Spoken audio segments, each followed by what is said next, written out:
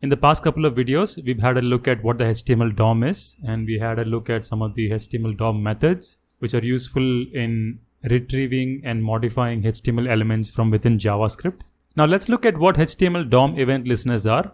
Now first let's go back to what an event is. We already saw this. In the HTML document, whenever there are user interactions or something that is happening in the document, these are recorded by what are known as events. So for example, if the user is opening the browser and on a page he's clicking on a certain button, then on the button element there is a click event that happens as a consequence. So on all of the elements on the document, various events are possible based on user interactions. So what we can do is we can basically listen for a certain event to happen, and whenever that event happens on a particular element, we can trigger a certain action. That's what the add event listener helps with. So let's look at this example here.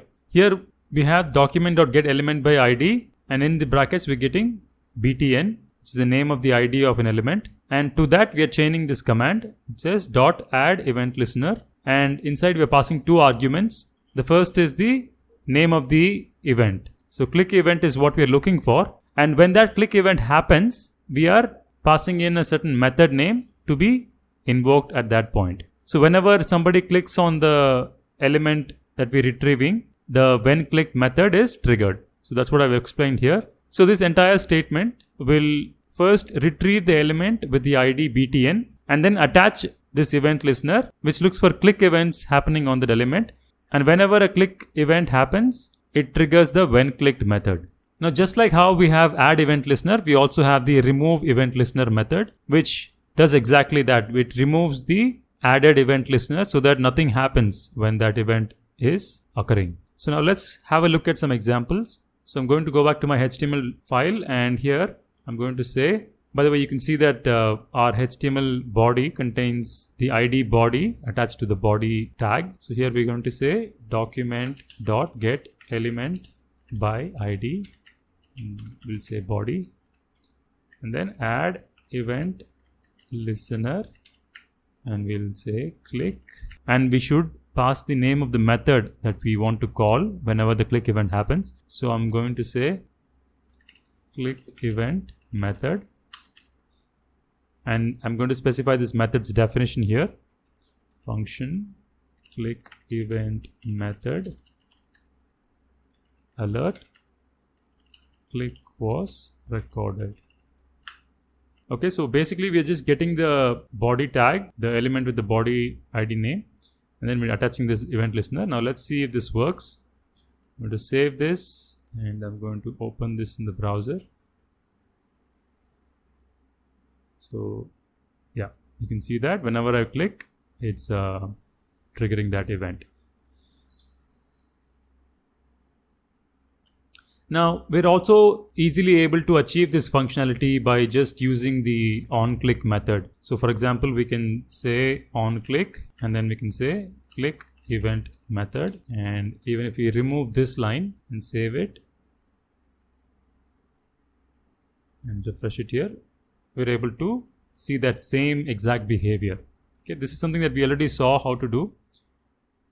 So what is the point of event listener then? Why would we not just add this line wherever we want the event to be triggered? So the first thing is there are some limitations to this method. Okay, so here we are actually hard coding the association of this particular element with this method. That is not as good as doing something like this, which is not actually part of the HTML. So here we are actually writing this line of code in the HTML itself. So that minimizes our amount of customizability. Okay, so I'm going to quickly remove this, and I'll show you something that we can do now. So let's say that we only want this method to be triggered once. The first time the user clicks, then we want to show this. After that, it should not show it. So what we can do in that case is, inside this we can say document.getElementById body, and remove event listener for click, and we'll also say click event method. So let's save this and let's go and refresh it.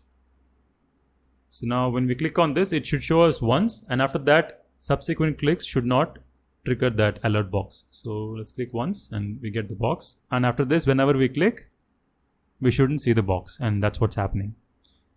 So this is just one example for why using event listeners instead of hard coding the methods is very helpful. There are many other reasons why this is more preferable. And if you want to learn more about this, you can just go to Google and just search for JS event listeners, and you'll see some links to W3 schools and also developer Mozilla documentation. So here you can see some examples.